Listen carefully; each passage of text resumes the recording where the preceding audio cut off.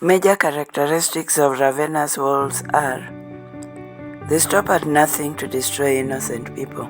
They revel in deceptions as they are feasting with the people they seek to destroy. They enjoy causing harm and distress to people. They enjoy wrecking the lives of innocent people. They are instinctive, persistent, and do not ever stop. Beware of cults. Welcome to part 2 of cultism and mental health. God bless. So what I will tell family members is, even if somebody decides to make a move like that, don't cut off the communication. Be there to support them. Hear people out. Because at times we don't hear our family members. It's only somebody out there who gets to hear them, who then they happen to fall in the wrong hands. So if you were able to listen to them, hear our family members, challenges they're going through, then I'm sure we're able to resolve them before they go out. Reach there. Exactly, yeah. But there's so much we can do as a family just to make sure we are there to support our loved ones, our friends, people we know, before they get themselves into trouble out there. For somebody to be brainwashed to the extent of like starving yourself to death, that means the person is totally out of their mind. Yes. Their thinking capacity has completely gone. Completely. So there she is totally mentally ill. I don't want to use the word ill because again, illness. When you talk about mental illness, unless now we're able to diagnose and say, is it schizophrenia, is it bipolar, and so on. But basically, it just altered your way of thinking. Your way of thinking is completely altered. That means you cannot. Critical thinking is already affected. You cannot even criticize this leader because they've already. Your conscience is not even there in the first place. In there, just to say this is wrong, this is right. You're not even allowed to do that.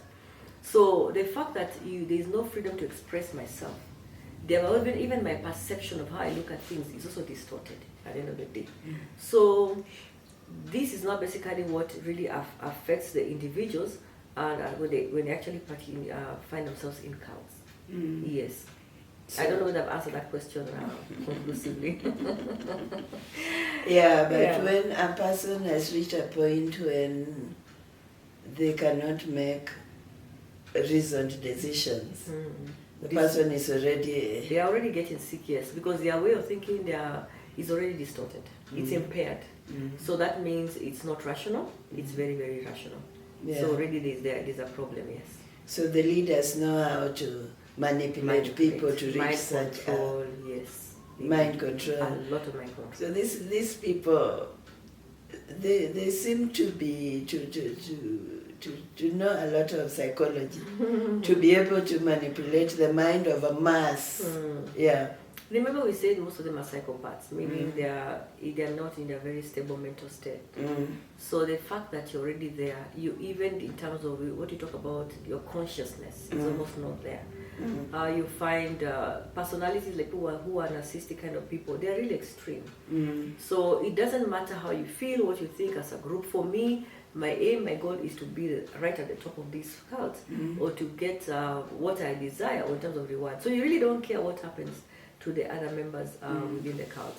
So that's where you find when you have such a kind of a leader, then unfortunately enough, you don't really care about your members.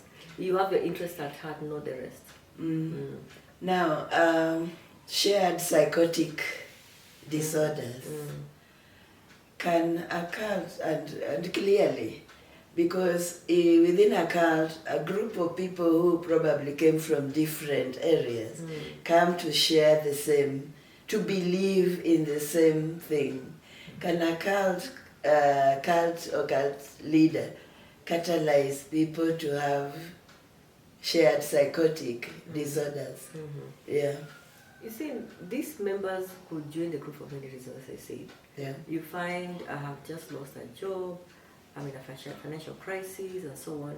I meet a co-worker who tells you, come and tell me of a place where you can get help. You see, they have not said much. All I need is help. So what do? I'll follow you. If there's help, I'll follow you. Here I am, I'm struggling to belong, I'm struggling to be accepted. out there in the society, either with my challenges I have as a person, self-esteem issues, but here there's a group that are opening their hands to embrace me. I'll find myself there. Okay, so you'll find there are many reasons why we'll walk into that group, all of us. But now what the charismatic leader or this leader will do is to find a commonality ground. And as I said, even the exclusive truth of saying, we are better, what you're telling you is the truth vis-a-vis what you're hearing out there. So already that one puts all of us into one place. That, hey, we have to agree to this. So that means even for me, I'll conform to what the group leader is saying or doing, or what even the other members are doing, or they're mimicking the behavior. So I'll find myself conforming to that behavior, because I also want to feel to belong. I also want to feel I'm accepted. So even when my conscience is disturbing me, even when I'm having conflicts within me, I'll find it difficult to question. Why? Because everybody else is comfortable around that space. I'm the only one. So you'll only want to convince yourself that this could not be happening to you. And every other time you find yourself doing the wrong things, that manipulation, it makes it even harder and harder for you even to leave that group. So as I said, is that they don't do it immediately. You will not even realize it's indoctrination. It's gradually. So maybe today you'll be told, stop doing this, don't do your hair. Well, you don't see it's a big issue. Tomorrow it's this. But gradually they get you there. Yes. And that again emphasizes the importance of knowing yourself, having your values, being assertive. Yes. For you to be able to say no. Yes.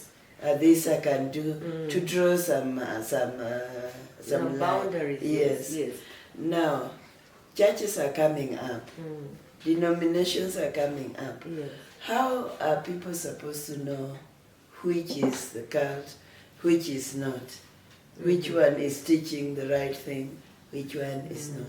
How is the ordinary person supposed to I believe differentiate? Religious groups or churches, they have doctrines they teach. So again, it's about you as a person knowing what you believe in. And you see, it still comes to the same beliefs. It still comes to the same values. Because for instance, if I believe in God, I believe in, for example, in Jesus Christ, any other doctrine outside that boundary or space, I'll have an issue with. I'll want to question it. Anyone who believes in, for example, they are Muslims, anything that is not related to what the Quran says, again, they want to question it. So as I'm saying, it's about, do I even know these family values for this child, or even my own personal values and my beliefs? Because I can actually say, hey, this agrees, it resonates with my own, so I will join this. This one is different. When they say you cannot be born again, for example, as a Christian, that's not what I know. That's what I believe in. So of course you'll find you have a reason to get yourself out of that particular doctrine before it becomes too late. So as I said, a lot of knowing myself, knowing who I am, knowing what I believe in, what you call self-concept, self-image, self-esteem, all these things, they form who I am. If I really don't know my identity, then you can easily lose it at some point.